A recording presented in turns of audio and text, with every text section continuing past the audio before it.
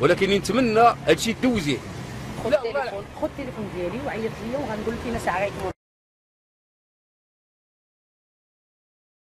هي اخرى بالنسبه للمراه، المراه يخسرها هي المجتمع، هي الطاقه، هي الروح، هي كل شيء. هي الطاقه، هي الروح، واللي تيقول لك بان تيفكر خير من المراه يجي ستيفيليا. وهذه مبادره تأيد المراه، والمراه تخدم بنيتها وبعقلها وماشي طماعه وماشي سميتو. الراجل تيتلاعب، عنده احاسيس الغنى، يعني المراه عندها مبدا ونسى حيد المراه. والدليل على هذا بان المراه قوه جسديه. مثلا ها هي ناخذ هذا الاكزومبل هذا، ها هي المراه مسكين كتهضر مع تماره دابا يمكن باها راجلها وداك الشيء راه داير يدو جابو ما كاينش كاع لا ما تانسوا غير سيبوزون يعني هنا انا تنجي بلاد الناس القوه ديال المراه والطاقه ديال المراه، والمراه الا تلقينا ليها زعما لعب وعطيناها واحد المستقبل وامكانيات، المراه غتجيري البلاد اكثر من اللي غيجيريها الراجل. شكرا بارك الله. جوله راي الشباب طبعا معنا نزلة رباح طالبه في البلاد في المدرسه العليا. معناتها لا منتميه. طبعا شنو رايك في القرار اللي اتخذه سيدنا البارح بعد رجوعه مباشره من افريقيا باقاله السيد الوزير السابق بن كيران؟ انا كنأيده وكنحييه على هذا الراي اللي خدا وعلى هذا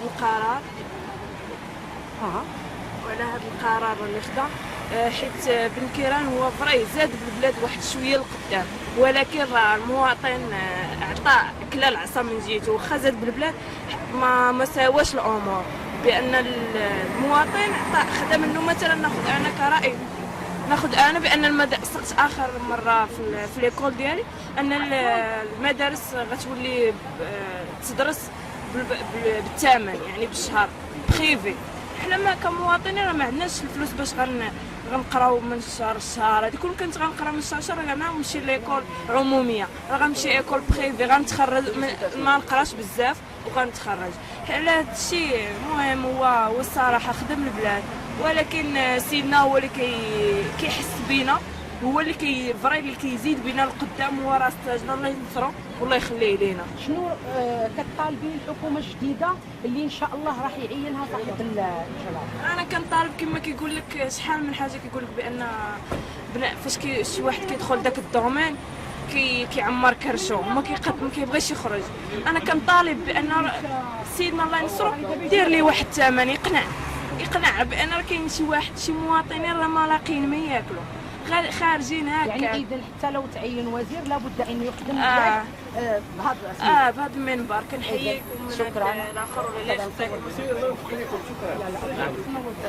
انا طبعا اليوم كان نعمل مقابله مع بعض الاشخاص بخصوص اقاله السيد الوزير الاول بن كيران، وطبعا تناخذوا الكلام ديال الناس اللي في الشارع باش يعطيونا هذا القرار.